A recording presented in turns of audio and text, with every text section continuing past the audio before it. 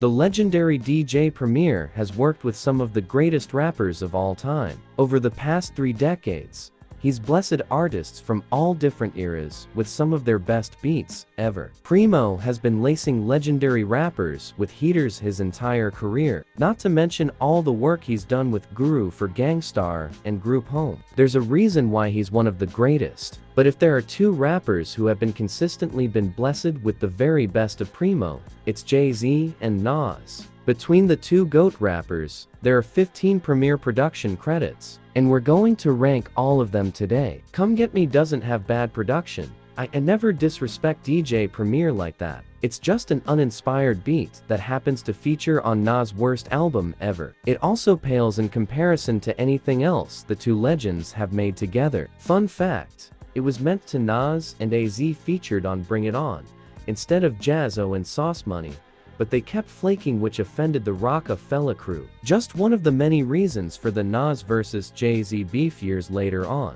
That aside, Jaz and Sauce do their thing, and those Fat Joe vocal scratches are fire. Primo flips their 1994 collaboration for the opening of Nas' 3rd album. New York State of Mind Part 2 isn't as hard or vivid as the original. The sequel is more melancholic than action-packed, with Nas looking back on fallen homies, lost friendships, and betrayals. All I'm saying is that Jay wasted an incredible Primo beat by letting Memphis Bleek rap over it. And it was the opening track for Volume 2 Hard Knock Life 2. This is Jay-Z, the mafioso storyteller in full effect, with Primo lacing him with the film score-like beat to set up the scene. I feel funny saying this about Jay, because he's generally recognized as one of the greatest rappers of all time.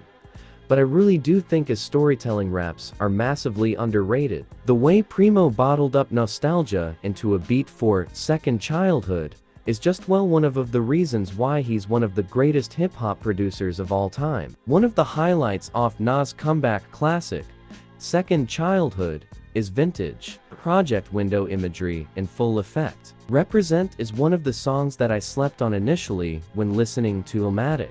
It's an incredible song, but on an album that features it sometimes got overlooked during my listening sessions. Going back to it more recently, I've realized it's one of the hardest tracks Primo has ever done for Nas. Primo takes the same energy from the original Friend or Foe, but he amps up the frenetic paranoia on the track. Instead of lush symphonic strings, the producer opts for stuttering keys that provide the perfect soundscape for Jay's crime stories. According to Primo, it was Nas who chose the Reuben Wilson, "We're in Love" sample to use for the song's backdrop. This song, courtesy of the production, is simply one of the most beautiful records in hip-hop history. Nothing else needs to be said. The emotions that Premier are able to conjure from the sampler and drum machine are mesmerizing. This interview with Complex about the making of I Gave You Power says a lot of his and Nas working. Primo said, "I was on tour with Gang Starr, and I was just getting back.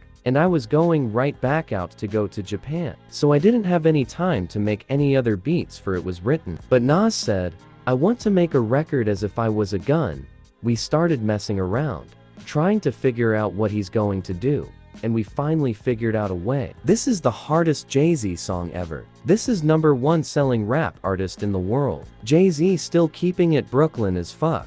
On Volume 3 Life and Times of Sean Carter, the rap kingpin was expanding out to include beats by Timbaland and features by Mariah Carey, but he made sure at the end of the day, he set off the album with one of the gulliest Brooklyn rap records ever. Apparently, Primo was about to throw the sample for this record away, but something told him, before you throw it away, put it on the turntable, see if you can find something on it. And just like that, Nas's Like was born. Name a hotter instrumental that other super lyrical rappers like to rhyme over than this one. Nas's Like has been destroyed by everyone, but nothing touches the original. Honestly, you could have picked any of the top 5 songs on this list, and it would be deserving of the top spot in the end. It was just that Aaliyah sample and those shimmering keys paired with Jay's effortless boasts that pushed this one to the #3 position. This is as perfect as a DJ Premier production gets. On a classic album like Reasonable Doubt that includes the likes of Brooklyn's Finest,